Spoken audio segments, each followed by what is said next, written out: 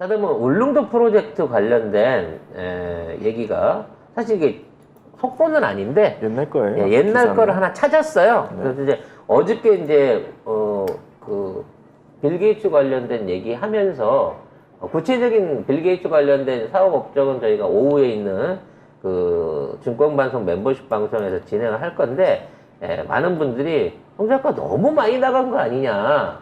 송 작가 10년 전부터 스마트 원전 봤다는데 거짓말 아니냐 뭐 이런 얘기들을 하시는 분이 있어서 그 기사를 찾아와서 간단하게 설명드리려고 설명드리고 마무리 짓는 시간 갖도록 하겠습니다.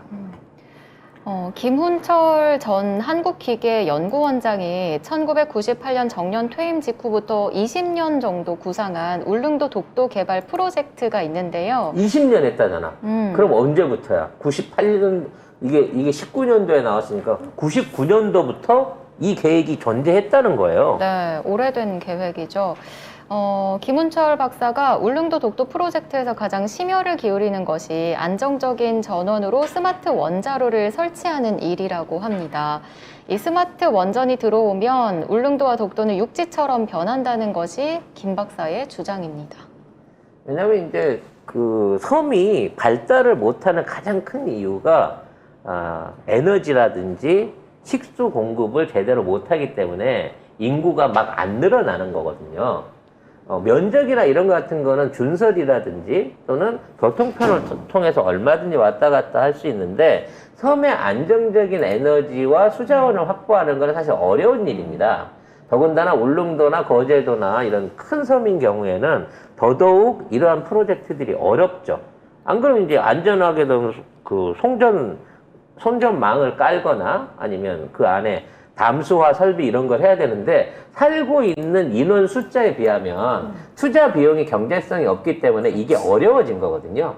근데 이 스마트 원전을 사용하면 이게 가능하다는 겁니다.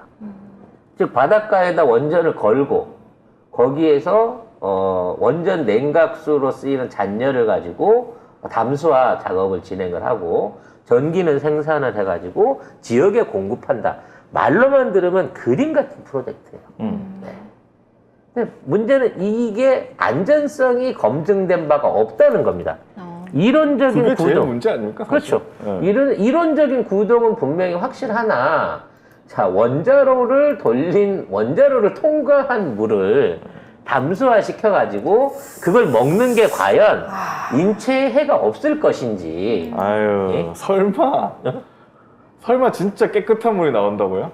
아니, 이제 이런 이런 그렇지. 상황, 이런 왜냐면 냉각수가 흘러가는 게 네. 직접 원자로에 닿은 게 아니라 열만 회수를 한다라고 하는 정말 말도 안 되는 희한한 논리를 제공을 하고 있는 거거든요.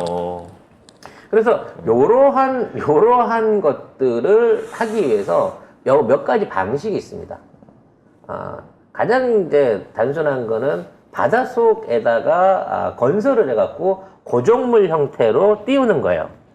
근데 이제 요거는 한 가지 위험이 있는 게 바다다 보니까 태풍이나 뭐 이런 게 왔을 때 시설을 안전하게 보호할 수 있느냐. 후쿠시마 같은 일종의 그 대규모 해일이나 이런 걸 통해서 피해를 보지 않게끔 안전성을 확보할 수 있느냐의 문제가 첫 번째인 거고, 두 번째 가장 많이 쓰는 방식이 중국이나 뭐 다른 국가들도 많이 합니다만 함정에다가 배에다가 이걸 실어가지고 배에다 정박시킨 상태에서 운영하는 겁니다. 아마 우리나라는 이 방식을 택할 가능성이 높아요.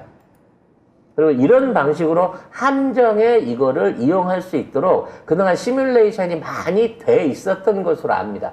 굳이 세월호 얘기는 안 꺼낼게요. 근데 우리나라가 이미 잠수함 관련된 원자력 엔진 기술을 갖고 있다, 뭐 이런 얘기들 자체가 실제로 그와 같은 실험이 어떤 형태로든, 파일럿 형태로든지 아니면 실증 검사로든지 이게 완성 단계에 있는 수준까지 올라왔다고 볼 수 있는 거죠. 물론 이게 이론대로만 잘 정착된다고 하면 이거 뭐 세계적인 상품 될 수 있습니다. 근데 이론대로라면 일본도 안 터져야 되는 거 아닙니까, 원래? 일본도 똑같은 실험을 했었어요.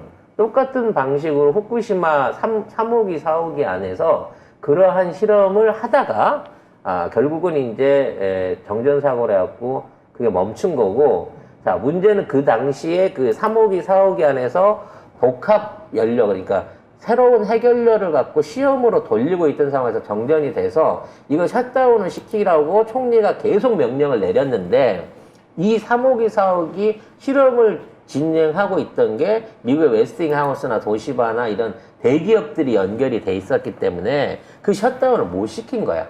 누가 책임질 거야, 그 셧다운을 했을 때. 그래서 하루 반 가까이를 버티다가 폭발을 해버린 거거든요. 그래서 똑같은 방식으로 안전성을 확보할 수 있느냐의 부분 안에서 아직까지 미검증 상태라는 거지. 선박이 실었는데 과부하가 걸리거나 사고가 났어. 그럼 세월호처럼 뒤집으면 끝나는 걸까? 아니라는 거야, 이런 방식은. 그래서 이 방식이 이루어져야지 이게 상용화가 돼요. 그러니까 어찌 됐거나 대한민국에서는 뭔가 1호 스마트 원전의 상용 실험이 시작될 가능성이 매우 높다라고 볼 수밖에 없는 거죠. 빌 게이츠도 왔기 때문에. 그래서 빌 게이츠가 왔고 SK하고 만났고 바사 이쪽에는 이미 2천억에서 5천억 이상의 백신 회사에다 돈을 줬는데 이번에는 거꾸로 SK에서 빌 게이츠가 하고 있던 원자력 사업 부분을 사들였단 말이야. 이게 미국의 오리지널 회사를 사들인 거예요, SK가. 어찌 보면 사업을 약간 교환한 듯한 느낌이 들어. 바이오하고 이 스마트 원자로 사업을. 그래서 이 SK의 테라파워 인수, 2천억 인수가 앞으로 이런 국내에서의 이와 같은 스마트 원전 사업에 대한 실용화 작업을 급속하게 앞당길 수 있는 계기가 될 것이고, 뭐 잘 성공을 해서 세계적인 히트 상품이 돼서 팔려나가면 참 좋겠습니다만, 만일 그런 결과가 오더라도 국민 안전이라든지 이와 관련된 안전성 검증에 대한 충분한 시간과 실험을 통해 가지고 졸속 행정으로 후쿠시마 같은 재앙을 다시 만들어내지는 말아야 된다는 점에서 국민들이 좀 알고 있을 필요가 있을 것 같습니다. 네. 네.